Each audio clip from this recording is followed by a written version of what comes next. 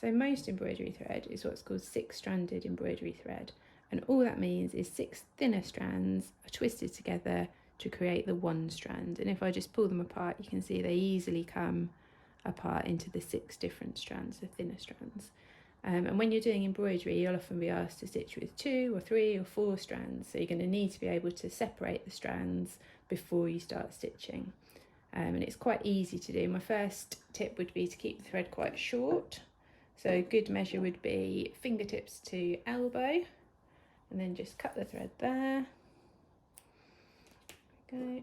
And then if we wanted to get 3 strands at this top end, we'll separate that into 2 groups of 3. Hold it in your fingers like that, and then just pull, untwist, and pull until you've got two groups of 3 strands.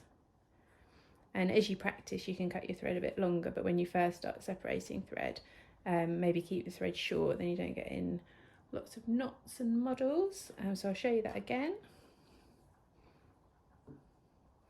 So keeping the thread short.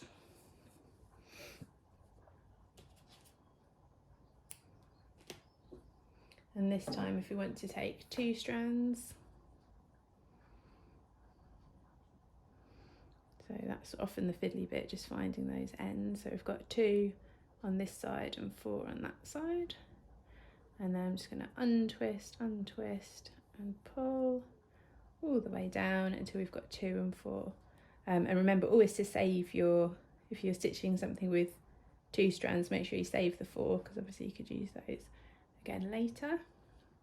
And that's it. So quite easy to do, just takes a little bit of practice, and then you're ready to start stitching.